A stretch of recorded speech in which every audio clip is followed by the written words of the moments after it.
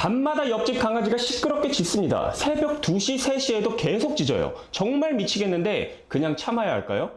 의외로 많은 분들이 이런 상황에서 어디에 하소연해야 할지 몰라서 그냥 스트레스만 받고 계세요. 그래서 오늘은 공동주택에서의 반려동물 소음 문제, 어디까지가 참아야 할 일이고 어디서부터 법적으로 대응할 수 있는 상황인지 알려드리겠습니다. 우선 공동주택에서 발생하는 소음 문제는 첫 번째, 아파트 관리규약을 확인하셔야 합니다.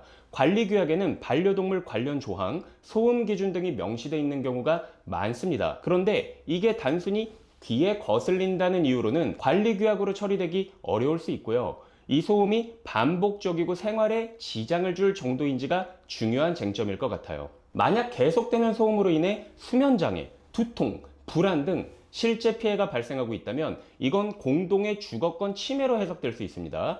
실제로 공동주택관리법 규정을 통해 지속적 반복적 소음에 대해 지자체가 개입하거나 과태료를 부과할 수 있는 상황도 있습니다. 한 예로 서울 강서구에서는 반려견 짖는 소리로 인해 수차례 민원이 접수된 끝에 구청이 지도 공문을 보내고 반복식 과태료 부과까지 예고한 사례도 있었습니다. 그렇다면 소음으로 괴로울 경우 우린 어떻게 대응하는 게 좋을까요? 우선 관리사무소나 경비실에 정식으로 민원을 접수하세요. 이때 정확한 시간대와 횟수 등을 기록으로 남겨두는 게 중요합니다. 가능하다면 짖는 소리를 녹음하거나 휴대폰으로 영상을 남겨두세요. 이는 이후 지자체에 민원을 접수할 경우에도 증거 자료로 활용됩니다. 그리고 지속적인 문제로 불거진다면 관할 구청 환경과나 동물관리팀 또는 경찰서에 정식 신고를 할 수 있습니다.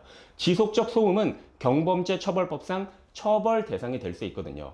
누군가에겐 가족이지만 누군가에게는 소음으로 다가오는 반려동물 문제. 결국 함께 사는 공간에서는 서로의 권리를 지키는 균형이 중요합니다. 참는 것도 좋지만 반복되는 피해라면 절차에 따라 정당하게 문제를 해결해 보시는 것도 하나의 방법입니다.